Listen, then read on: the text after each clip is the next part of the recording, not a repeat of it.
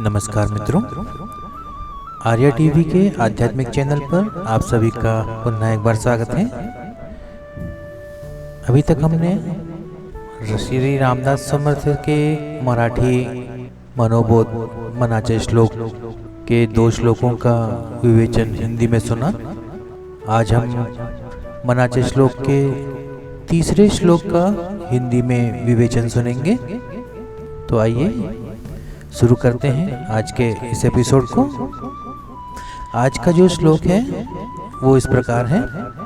प्रभाते मनी राम चिंतित जावा, पुढे वैखरी राम आधी वदावा, सदाचार हाथोर सांडू नये तो, जनी तोचितो मानवी धन्य हो तो। इस श्लोक का हम हिंदी में विवेचन सुनेंगे। भक्ति के मार्ग पर चलने के लिए क्या करना चाहिए, इस संदर्भ में भी यह श्लोक विचारणीय है। प्रथम दृष्टया बहुत व्यवहारिक और तकनीकी समाधान आशाजनक है। जैसा कि कहा जा रहा है, समर्थों की यह विशेषता है कि वे ऐसी बातें कहते हैं जिन्हें कोई भी समझ सकता है, जिन्हें व्यवहार में लाना आसान होता है और जिन्हें अगर ईमानदारी से किया जाए तो अधिक प्रगति होगी। समर्थ जी का आदेश है कि सुबह उठकर सबसे पहले मन में राम का ध्यान करना चाहिए। इस आदेश ने एक तरह से सोए हुए व्यक्ति को जगा दिया है। जागने पर क्या करना चाहिए अथवा जागना क्यों कहते हैं, यह बताया गया है। प्रभात शब्द एक विशिष्ट समय का बोध कराता है। सूर्योदय से पहले 2-3 इकाइयां सुबह का समय होती हैं। आमतौर पर 4:15, 4:30 से 6 बजे तक के समय को भोर का समय कहा जा सकता है। यह स्वास्थ्य एवं चिंतन के लिए जागने का सर्वोत्तम समय है। रात 9 बजे से 10 बजे सोया हुआ व्यक्ति 6 से 7 घंटे की नींद के बाद अच्छे से जाग जाता है। आयुर्वेद ने इस काल को वात बताया है। इस समय जागना मलत्याग की दृष्टि से भी अच्छा उपयोगी होता है।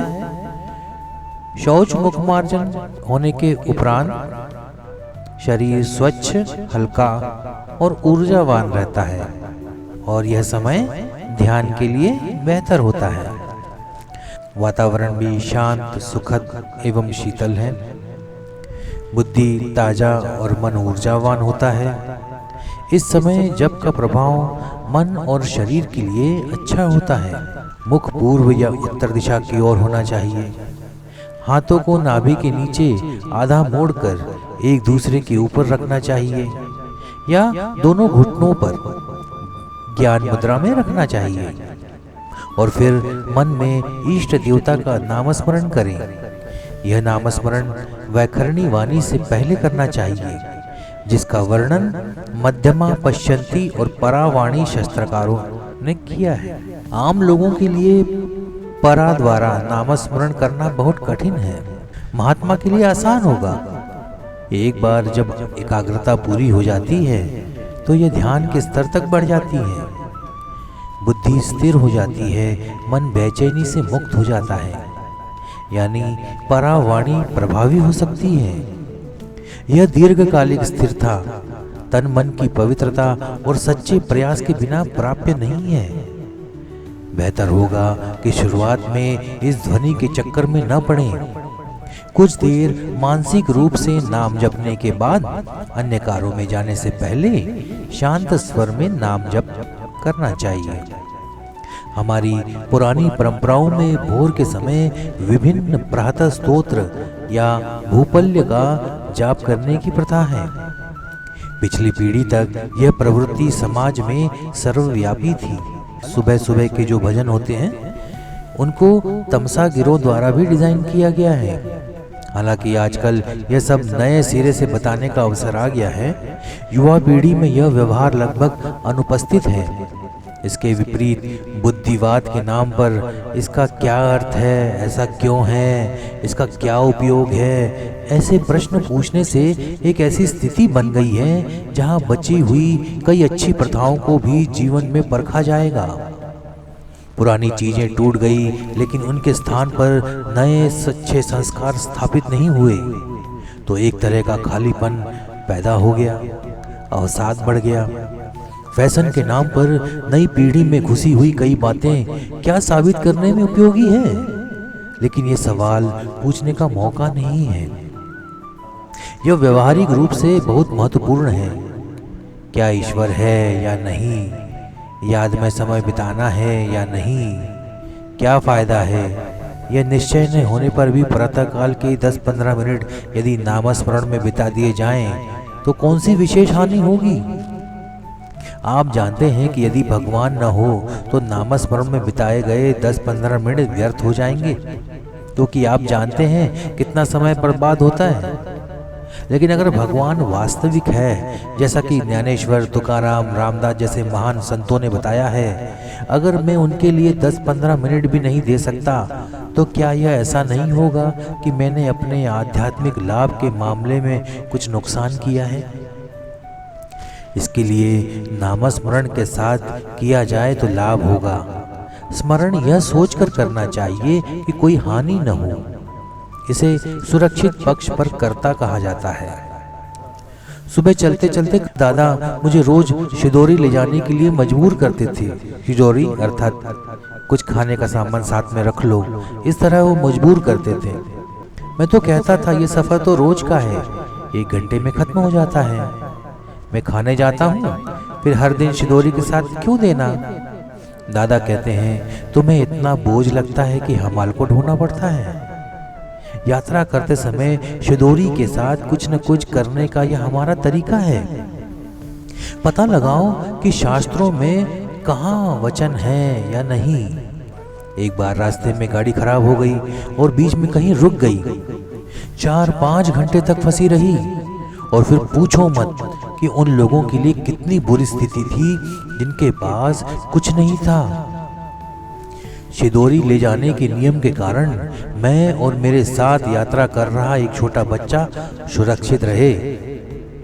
नामस्मरण में बिताया गया समय अनावश्यक लग सकता है, लेकिन यही उपयोगी हो सकता है। हम जिस तरह का जीवन जी रहे हैं उसमें शरीर, मन, बुद्धि, इस पर कई तरह के तनाव हैं। इन बढ़ते तनावों के कारण अपच, कब्ज, एसिडिटी, अनिद्रा, रक्तचाप, मधुमेह, हृदय रोग जैसी छोटी बड़ी बीमारियों की संख्या बढ़ गई है। इन तनावों के प्रभाव को खत्म करने के लिए सुबह के समय शांति के नाम का जाप करना उपयोगी होता है। श्रद्धा, विश्वास और भक्ति के साथ करेंगे तो इससे अधिक फल मिलेगा। न सिर्फ सुबह उतना नाम लेना जरूरी है, बल्कि दिन भर में जितना भी हो सके याद रखना या उच्चारित करते रहना चाहिए। यानी मध्यमा और पश्चंती में भी उच्चारण पर इसका प्रभाव पड़ता है। एकांत लें, लेकिन इसे लोगों के साथ भी लें। में सभी की शर्म से परे भगवान के बारे में सोचने के लिए कहा गया है। यदि पर्याप्त अध्ययन नहीं है, यदि जीवन शुद्ध, सात्विक, पवित्र नहीं है, तो मन में नाम लेने का तनाव रहता है। इसलिए नाम जोर से लीजिए। इसलिए कहा गया है कि अति अदमेन गद्य गौशे खेयवन। ताल मृदंग की घोषणा में भी कुछ समय लिया जाना चाहिए। इनमें से जो भी संभव हो उसे नियम, आदर, प्रेम और निष्ठा के साथ यथासंभव समय से करना चाहिए। नामस्मरण को लेकर कही ये बात समर्थ जी यह भी बताते हैं कि बाकी समय का व्यवहार अब कैसा होना चाहिए। यह स्पष्ट रूप से समझना चाहिए कि नामस्मरण या पूजाचार्य आदि जैसा कोई भी धार्मिक कार्य आचरण और विचार की पवित्रता को आरोही क्रम में स्वीकार करने से नहीं होता है। तो पहली 2 पंक्तियों में नामस्मरण करने की बात कहने के बाद अगली तीसरी पंक्ति में अच्छे कर्म करने में सक्षम होना चाहिए और पुण्य नहीं छोड़ना चाहिए। सदाचार सबसे बड़ा है, इसका अर्थ है श्रेष्ठ, आदरणीय, स्वीकार्य। इसका अभ्यास करना चाहिए, इसे छोड़ा नहीं जाना चाहिए। अब यह गुण क्या है? इस शब्द का अर्थ दो प्रकार से किया जा सकता है। सदाचार अर्थात सदाचार, सज्जनों के आचरण की विधि को सदाचार या सत आचार कहना चाहिए। सदाचार है जो आचरण सत्य हो, सत्य पर आधारित आचरण की विधि है, उसे सदाचार कहते हैं। इनमें सत्य का आचरण करने या व्यवहार को सच्चा रखने के लिए यह जानना आवश्यक है कि सत्य क्या है। यह इतना आसान नहीं है। वास्तविकता को देखते हुए विचारक के दिमाग में मौजूद दोष उसे वास्तविकता से कमोबेश अलग दिखाते हैं। इसका अंदाजा यह देखकर लगाया जा सकता है कि कैसे अलग अलग लोग एक ही घटना का अलग अलग तरीके से वर्णन करते हैं। इसलिए वास्तविक रूप से सत्य क्या है यह जानना सदैव कठिन होता है। सत्य के ज्ञान के लिए बुद्धि अत्यंत शुद्ध, निष्पक्ष, तीव्र एवं स्थिर होनी चाहिए। इसी प्रकार जो बुद्धि नियमित कामकाज अच्छे से करती है, वह भी परीक्षा में आए सत्य को जानने में असमर्थ होती है। सत्य के ज्ञान के लिए बुद्धि में सूक्ष्म संवेदना का होना आवश्यक है। एक राष्ट्रीय प्रयोगशाला में मैंने एक रासायनिक वजन मापने का पैमाना देखा, जो मूल संरचना की तुलना में गहरे कंक्रीट के आधार पर नीचे से भरे कंक्रीट लैब के एक जगह में रखा गया था। इसे कांच की कैबिनेट में सुरक्षित रखा गया ताकि गिनती की सांस लेने पर असर न पड़े। सत्य को जानने वाली बुद्धि को कितना निर्लिप्त होना पड़ता है। हमारी बुद्धि की इतनी सूक्ष्मता कहाँ से लाएं? ये तराजू संतों ने उपलब्ध कराया है। अतः सत्य का आचरण, जिसकी व्याख्या सदाचार के रूप में की जाती है, हमारी दृष्टि में व्यर्थ है तो यह बेकार है। जो लोग वास्तव में महान हैं, उनका आचरण सदाचार है। महाजनो ये न गताः स पंथा। हमारे उपयोग के लिए सद्गुण का यही अर्थ है।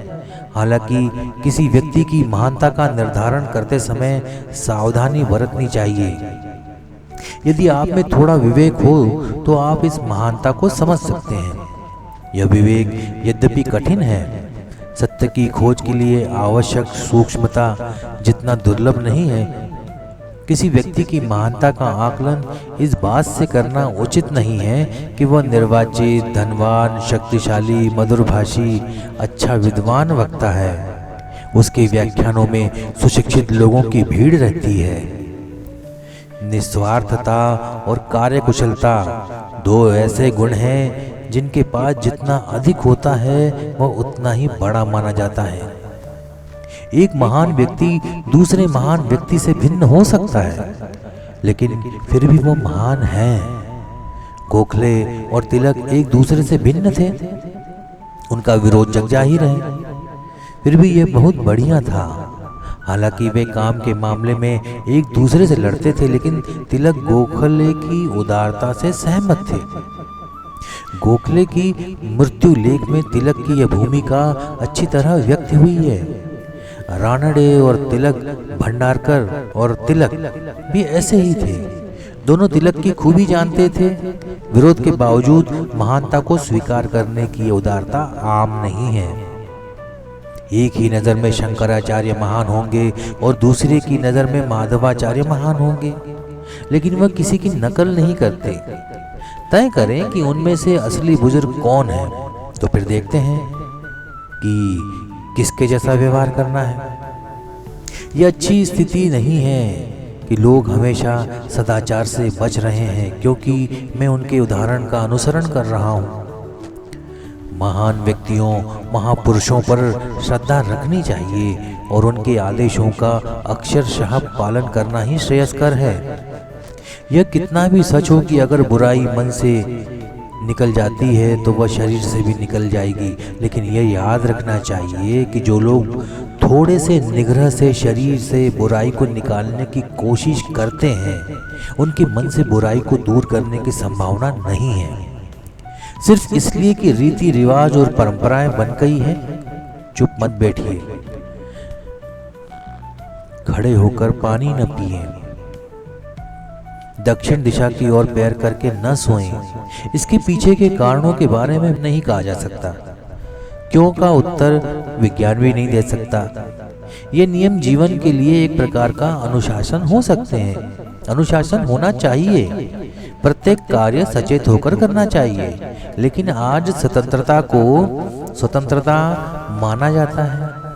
आपको हमारी निजी जिंदगी में ताक झांक करने का क्या अधिकार है? यह दुर्व्यवहार को छुपाने और प्रतिष्ठा हासिल करने का प्रयास है। यदि आप अच्छा लिखने के लिए प्रशंसा पाना चाहते हैं तो आपको खराब लिखने के लिए डांटे जाने के लिए तैयार क्यों नहीं रहना चाहिए? यही कारण है कि योग्य और गुणी मनुष्य धन्य कहा जाता है। निर्वाचित होने, सम्मान, अनुमोदन, अमीर बनने में कोई वास्तविक खुशी नहीं है। पाप से डरना, दूसरे के धन का लालच न करना, पराई स्त्रियों को वासना की दृष्टि से न देखना, यथासंभव दूसरों की सहायता करना, अपने स्वार्थ के लिए दूसरों को पीड़ा न पहुंचाना, दूसरे के अधिकारों का हनन न करना, अपने अधिकार की रक्षा करना, स्वयं का प्रसन्न रहना ही सद्गुण का लक्षण है। जिसका जीवन ऐसा हो उसकी प्रशंसा की जानी चाहिए। अतः निजी जीवन स्वच्छ रहना चाहिए। व्यवहार में यह बात कितनी भी सच क्यों न हो कि किसी की निजी जिंदगी को नहीं देखना चाहिए। निजी जिंदगी को न देखना आधी जिंदगी है। तो आज के श्लोक का ये विवेचन आपको कैसा लगा हमें कमेंट का माध्यम से अवश्य बताइए। प्रथम प्रयास है, कुछ त्रुटियां अवश्य हो रही होंगी। आप वो त्रुटियां मेरे सामने लाइए। मैं पूरा प्रयास करूंगा उन त्रुटियों को दूर कर सकूं और अपने में को सुधार कर सकूं। तो आज का ये एपिसोड यही समाप्त होता है। मिलते हैं अगले श्लोक में और सुनेंगे उसका विवेचन। तो आज का ये एपिसोड मैं समाप्त करता हूँ। जय जय रघुवीर समर्थ। नमस्कार।